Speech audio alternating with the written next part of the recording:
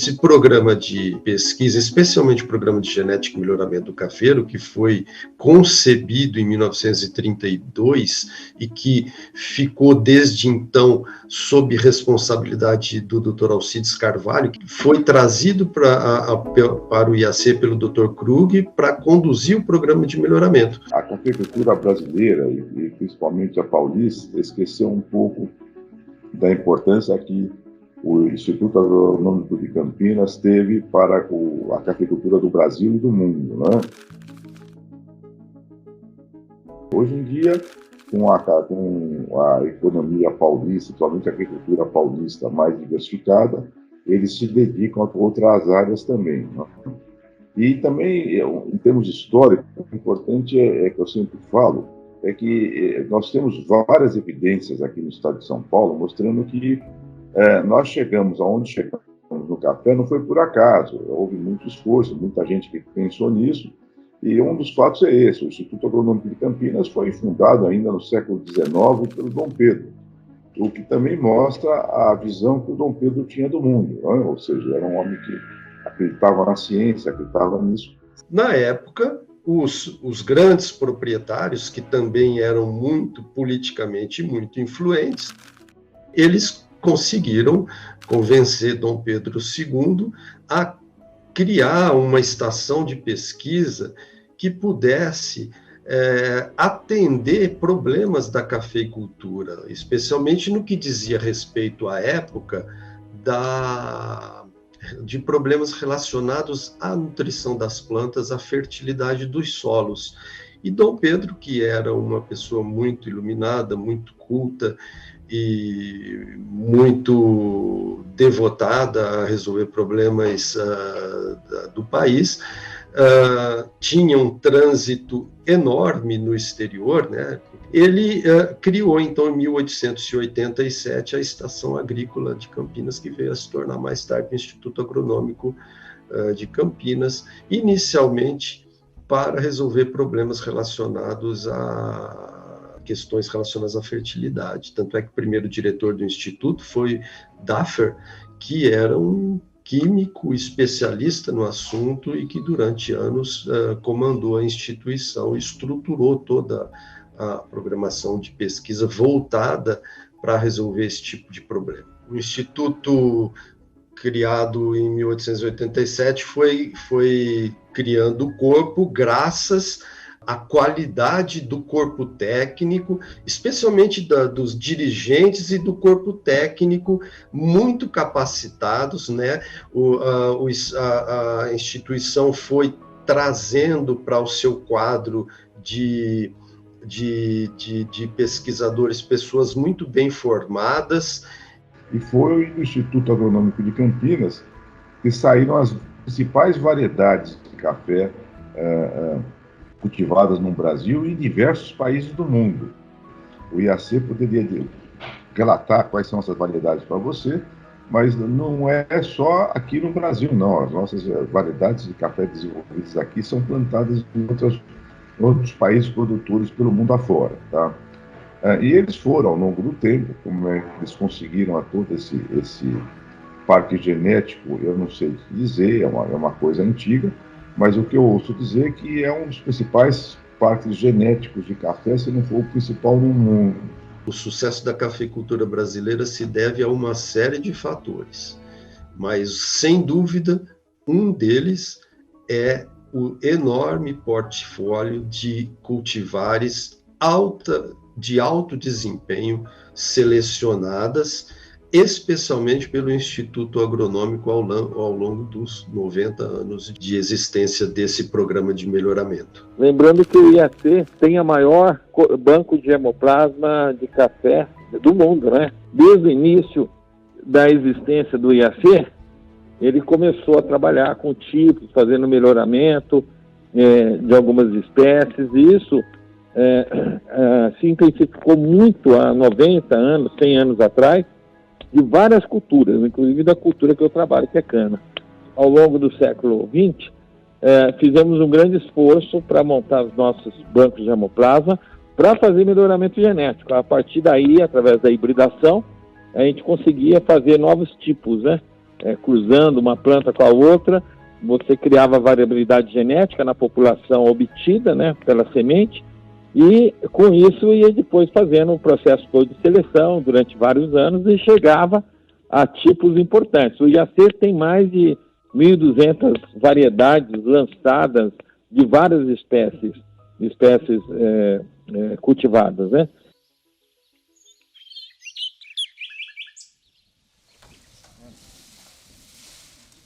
Eu entrei aqui no Centro de Café para trabalhar com a fitotecnia do cafeeiro, que é o manejo da lavoura cafeeira, e aos poucos a gente foi adaptando essa área de pesquisa para a tecnologia de processamento, que é, na verdade, aquilo que engloba toda a pós-colheita do café. E a gente foi aprimorando esse trabalho de processamento e chegou no momento que a gente percebeu que a gente precisava dar um passo mais largo do que aquilo que a gente vinha fazendo, né? A instituição, né, o IAC, é uma referência em cafeicultura e principalmente no melhoramento genético, que se você for analisar hoje, praticamente quase 80% do café brasileiro ele é produzido com as cultivares envolvidas aqui no IAC. Quando eu comecei a trabalhar na questão de pós-colheita, a gente estava trabalhando de maneira convencional como todas as outras instituições trabalham, que é mais focado na secagem do café, no processamento, visando a preservação da qualidade e obtenção de uma xícara de melhor qualidade. Só que um grande diferencial que aconteceu nessa trajetória que eu falei para você, que inclusive que foi a grande mudança, na minha opinião, foi que a gente tem no nosso banco de germoplasma opções de varietais que permitem naturalmente essa planta produzir um café diferenciado. Então, assim, como o IAC detém, né, o maior banco de germoplasma no Brasil, um dos maiores do mundo, a gente tem uma riqueza de material para ser trabalhado e eu acabei me focando nesse tipo de trabalho. Então, descobrindo plantas que naturalmente já produzem um café diferenciado na xícara. Então, talvez hoje o IAC seja, não sei, talvez a única instituição que ainda trabalha nesse jeito, que é a questão da interação genótipo e ambiente. A gente percebe que para cada ambiente de produção é necessário uma variedade adaptada para aquela situação. Então a pesquisa hoje ela está exatamente nesse ponto, na fase da descoberta, mas não assim, que café bacana que nós temos. Nós temos um outro trabalho já de validação, que é tentar entender nos diferentes ambientes para que essas plantas servem, né? Que tipo de café que elas estão produzindo. Então, assim, na verdade houve uma defasagem, do meu ponto de vista, de mais de 50 anos que esses cafés ficaram esquecidos no tempo, né? Então, se essa linha de pesquisa ou se houvesse na instituição esse tipo de trabalho, pode ser que hoje a gente já tivesse esse café no mercado e as pessoas não precisassem ficar trazendo cafés importados, né? A gente vê muito falar o café geisha, que traz do Panamá, que traz da Costa Rica, porque eu acho que a pesquisa não caminhou na velocidade que a demanda está hoje.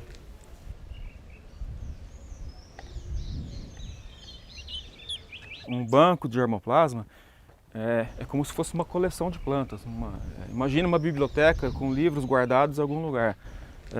Para plantas é um pouco diferente, porque você não consegue colocar todas as plantas no mesmo lugar, porque a gente tem que manter a planta viva em campo. Se eu estivesse falando só de semente, seria fácil eu guardar numa câmara fria.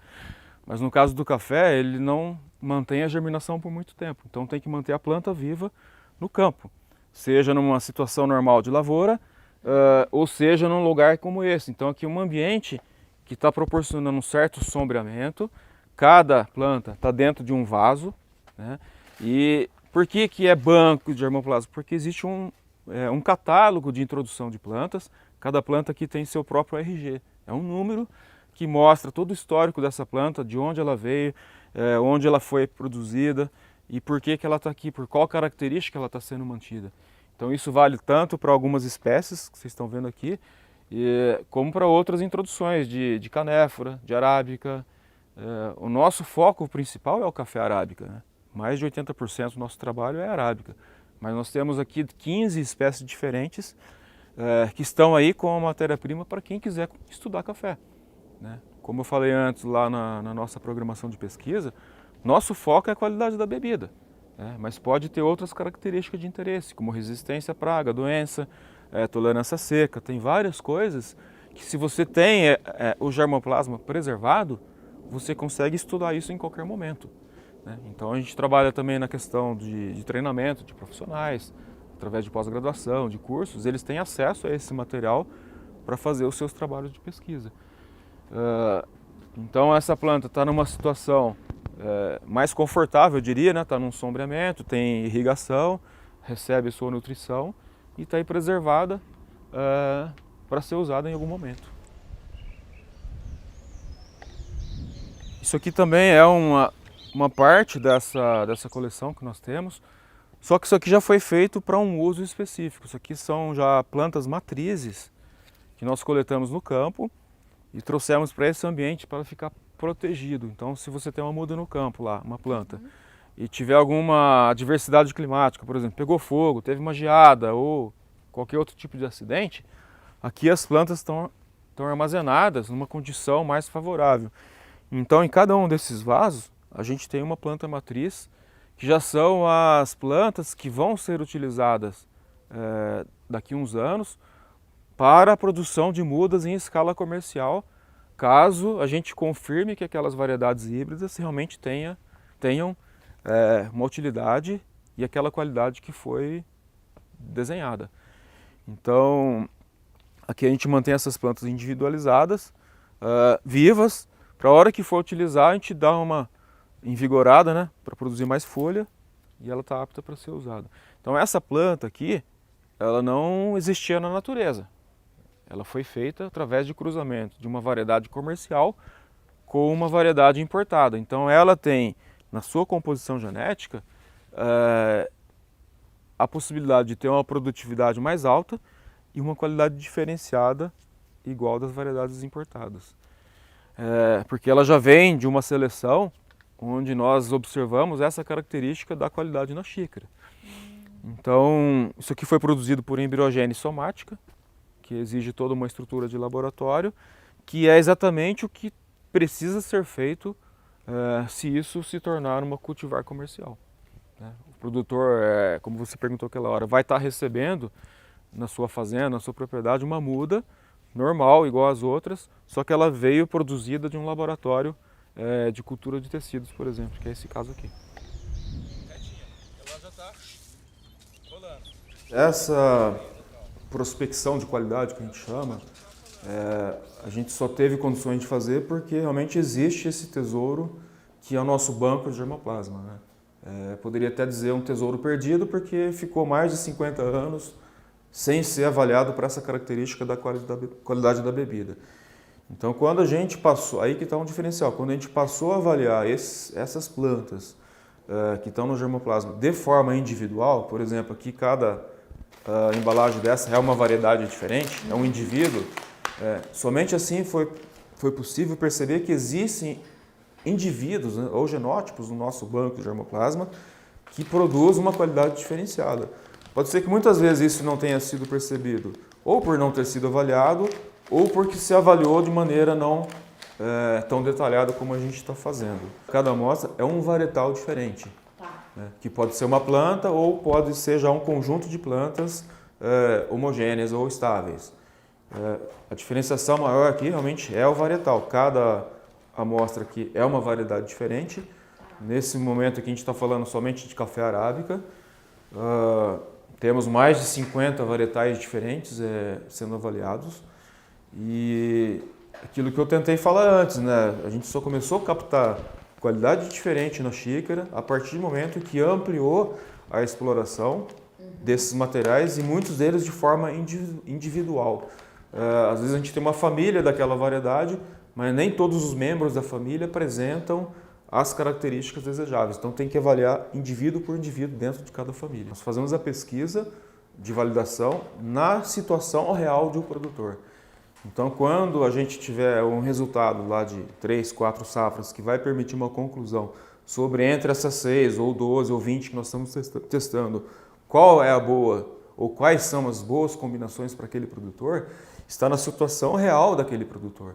Então a gente imagina um cenário um pouco diferente da pesquisa convencional, que é tentar ampliar essa rede de pesquisa para tentar identificar para cada produtor que tiver interesse nesse tipo de material, que a gente faça uma seleção de ambiente ou uma seleção de variedades adequadas para aquela situação. Então a gente não pensa assim num simples, então eu tenho essa variedade, vou lançar essa variedade para a produção de café especial no Brasil. A gente pensa em continuar trabalhando em parcerias com o produtor para que a gente consiga identificar para a situação que ele está, qual é a variedade melhor para ele. Então essa pesquisa ela não tem fim, né? Essa validação. No momento a gente faz, sei lá, com 20 ambientes diferentes, nós teríamos que potencializar, multiplicar o número de ambientes trabalhados para realmente chegar num denominador comum para poder recomendar para aquele produtor qual é a variedade e qual o processamento que ele precisa adotar para ter a diferenciação na xícara que a gente está dizendo que tem. Nós temos 2 tipos de populações aqui, basicamente 2, mas tem outros, mas 2 que a gente está trabalhando, 2 linhas de pesquisa na verdade. Uma linha é identificar no germoplasma existente quais são as variedades candidatas, né? Ou seja, as que têm potencial de uso para alguma finalidade específica de sabor ou de aroma. Então, esse é o primeiro passo, prospectar aqui em Campinas quais são os candidatos. Isso já foi feito. Cada ano a gente faz um pouquinho, mas nós temos muitos candidatos já. Segundo passo seria testar nos ambientes reais de produção, onde o produtor está, quais são as variedades que realmente vão expressar naquela situação que ele está, aquilo que a gente já percebeu aqui em Campinas. Então isso seria uma etapa que eu considero que é a etapa decisiva, que é a etapa de validação, né? Nessa validação, a gente, além de avaliar a qualidade potencial na xícara, nós precisamos verificar se aquela variedade está adaptada para aquela situação, para aquele tipo de solo, tipo de clima, ambiente e tudo mais, porque além de produzir uma xícara diferenciada, essa variedade tem que ter um mínimo de produção ou de produtividade que permita ao produtor ter um equilíbrio entre produtividade e qualidade. Porque não adianta muitas vezes você falar, essa variedade é top em qualidade, mas se ela não tiver um mínimo de produtividade, ela não estaria apta a ser usada no ponto de vista comercial. Essa experiência de avaliar os cafés do programa de cafés especiais do Agronômico, do Instituto Agronômico de Campinas, é sempre uma surpresa. Porque a gente tem contato, né, com cultivares e variedades, né, plantadas ao longo aí desses anos, no Parque Cafeiro do Brasil, principalmente. E quando a gente prova cafés que fazem parte do programa do Instituto Agronômico, são bem diferenciados. Lógico, eles fazem uma triagem para nós, né? A gente não vai provar todos as cultivares do programa, mas eles acabam selecionando algumas que eles veem que tem algum tipo de potencial, e é onde vem, né, a gente vem e avalia. Então, assim, é sempre uma surpresa e um orgulho, porque a gente sabe que daqui podem sair grandes produções de cafés especiais, né, tanto para o Brasil como para o mundo.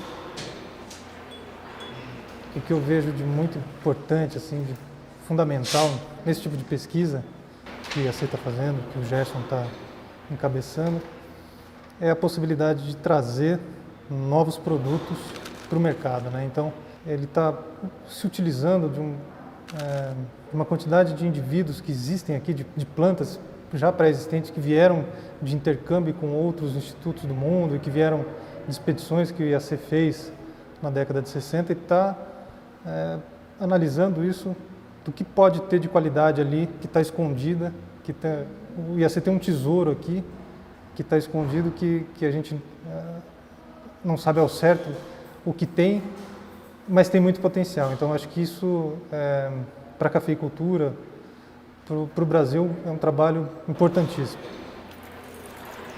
Falando de forma prática, a minha experiência hoje está totalmente voltada em provar os cafés e definir sempre o melhor que eu vou usar na minha microtorrefação.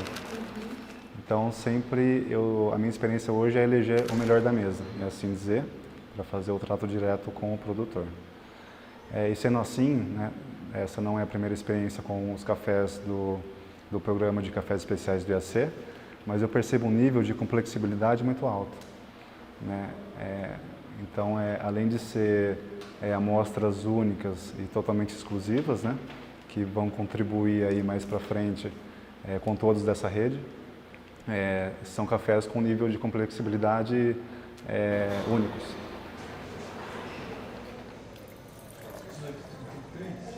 Foram só 6 amostras, né, mas uma delas me chamou muito a atenção, justamente por causa da complexidade. O 0105, ele, assim, tem uma nota muito clara de baunilha, né, alguma coisa voltada para chocolate, mas ele está envolto com uma nota floral.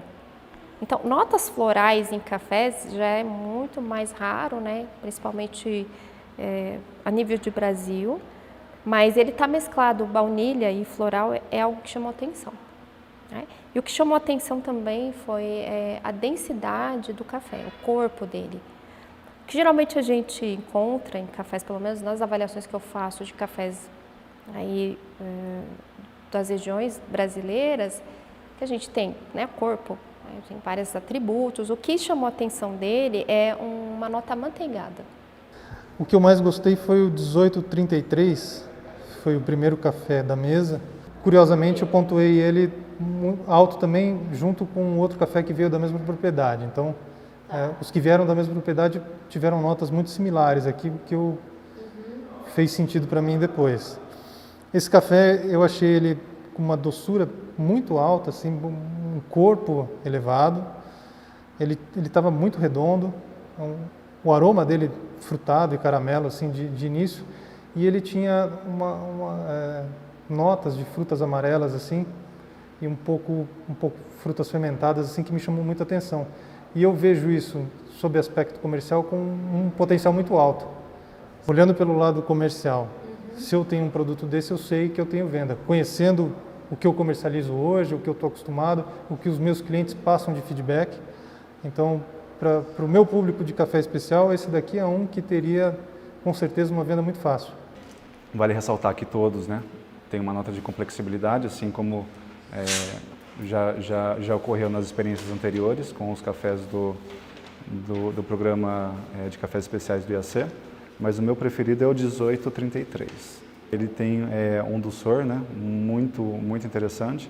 É um café que surpreendeu desde o primeiro momento pela fragrância seco, no segundo momento, né, pelo aroma úmido, e é um café que foi se desenvolvendo na mesa ao longo do tempo. Então, conforme ele foi esfriando, essa é uma tendência dos cafés de qualidade, ele vai melhorando, ele vai se revelando e ele mantém aquelas notas surpreendentes iniciais. E esse foi o caso desse café em específico. O incrível que pareça, me lembrou um café com uma fermentação espontânea, muito bem controlada, né, poucas horas de fermentação, onde ele tinha quase que um aspecto floral que esse café trouxe, né, na mesa. E lembrando que ele não é fermentado, então assim, essa é uma nota bem surpreendente para se achar, né, nesses cafés.